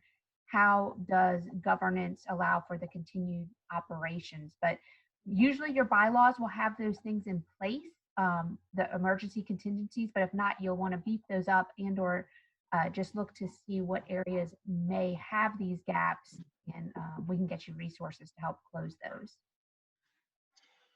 Emily, thanks. That's super helpful. I hadn't thought about that chief staff executive succession issue. Or Vince, back to you on just the bylaws piece. So just a question of just kind of general form. So in the case that an organization's bylaws do not make a provision for an inability to meet, and having some familiarity with Michigan's Nonprofit Corporation Act, so can they move that meeting virtually without any official act? Like, can they just substitute a virtual meeting? You know, I hesitate to say anything with certainty without having reviewed those specific portions of the act ahead of the question. So I am unfortunately going to take a punt on that, and I will review it and get back to you. I hope that's an acceptable answer. I just don't want to misspeak on that point. Yeah, that's the best answer, and we certainly can pull some resources from other places that have that as well. So don't feel like you have to do extra work, Vince. To that point, though, I think it's a good opportunity. I've read a lot of bylaws, and Emily, you said they probably already have these emergency contingency pieces. I don't know if probably already have them. I mean, that I think would be the exception rather than the rule. A lot of the ones that I've looked through. The other thing, if you're going through this process, not that in all of this mass chaos, you want to dig into your bylaws. So I get that that's probably not top priority, but look at how you're supposed to be communicating with your board members, how you can take votes and things like that, because we're in an age we need to be able to do that electronically. And oftentimes it doesn't provide for that. People might be doing it already, but your bylaws might not be saying that you can take votes electronically through surveys and things like that. Thank you. Any other commentary on that? Okay. All right. Well, wow, we've had 2 hours went by pretty fast. We're at 5 minutes to 12 now. I am so grateful to all of you for participating with us. Let me just open the floor now to see if any of you, the panelists, have closing statements they'd like to make as we wrap things up. Sarah, we'll start with you. I appreciate MSAE putting this together and bringing us all. It is something that we actually put out to all of our clients as well, and we will direct them to your coronavirus resource page, because I think that there's a lot of questions out there that still are coming in because we still don't know what's happening, as we made multiple comments throughout the seminar that things are changing by the hour. The IRS is extending deadlines, and we just got guidance last night as to what that really means. So April 15th is now July 15th, but does that mean everybody has to submit extensions and things like that? So there's a lot of things going on.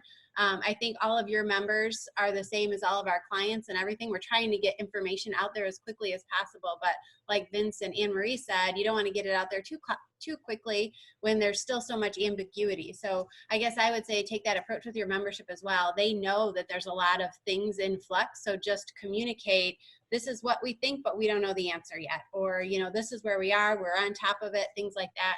Over communication is key, especially with remote workforces and things like that. And then lastly, just about the tools for doing projections for the next year. I think there is going to be a lot of give across the state legislatively and things like that, that will include nonprofits, banking, all of that. I think people are really, over the coming weeks, I think that we're seeing a lot of philanthropy going on behind the scenes that maybe we didn't give credit to in the past. So I'm interested to see what the landscape looks like. Available for any follow-up questions as well. Thank you. Amy?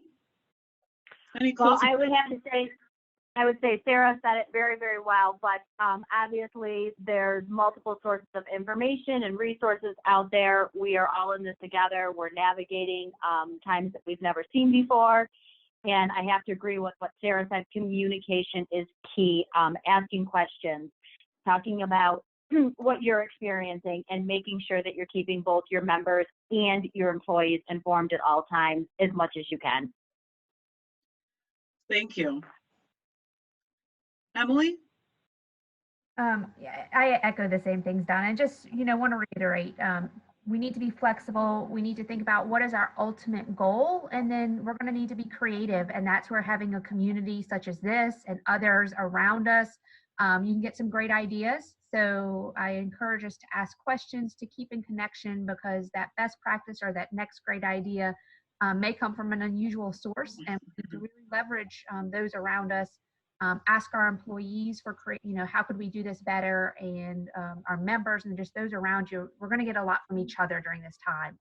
I'd encourage us to stay connected and to keep on top of the communication piece, specifically with our employees. Whatever we can do to minimize or alleviate their stressors by being clear and explicit is really something we should aim for. Thank you very much. Vince and Anne Marie?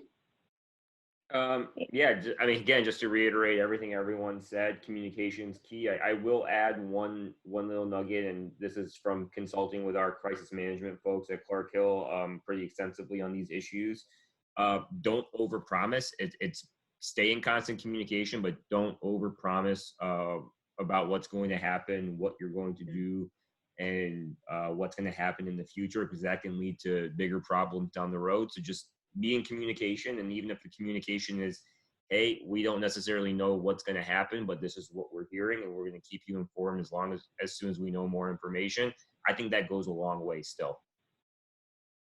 I think that is great advice, and I would also add that, be careful right now in terms of the information that you're obtaining it and how you're obtaining it. In terms of employment laws, each state is very unique. Each statute has its own thresholds and carve-outs and exceptions, and there's a lot of general information out there on Google, and I've already seen some employers make some pretty bad assumptions based on things that they've read. So just impress upon your associations to be sure that they have all the information, that it's accurate before you're distributing it to employees. And so again, just saying, we're not sure exactly how this is going to happen right now, but we're working through it, and we'll provide you details as soon as possible. For one example, the new law that was just passed last night says it has an effective date of no later than April 2. Well, does that mean it's effective on April 2, or does that mean it's effective right now? We don't know, because the lawmakers are passing these bills very quickly to address the needs of our community, but they're very ambiguous as well. Yeah, that's a good point. Thank you for that kind of added caution. We certainly have to be mindful. Well, I want to thank Maner Costerisan, Mercantile Bank of Michigan, People Matters, and of course Clark Hill for donating your very valuable time to allow us to host this webinar today. We are very appreciative of all the information that you shared with us and all those additional resources that you offered up in the process. So thank you very, very much. I know that Michigan Society of Association Executives and our members are deeply grateful to you for doing this at this time. Also, just want to point out to all of our participants today, we will make sure that we make the chat thread available to you, the recording of our conversation today, and also some additional links to resources that were mentioned today. So we'll be sure to get that out to you and encourage you to share it as well. So this is not an issue of only those who registered can witness it. No, we of course want you to make that available to anybody in your organization that needs it. And also just, sort of a closing thought is to say, absolutely, these are very, very difficult times, and we've all been challenged in ways that we hadn't thought possible before. But knowing that really it is community that helps us get through this, and there will be a better day. There will be business after coronavirus. It will happen. We will get there, and we'll get there together. So thank you so much. Take good care of yourselves, and hopefully we'll see you again soon, face to face or virtually. Have a great day.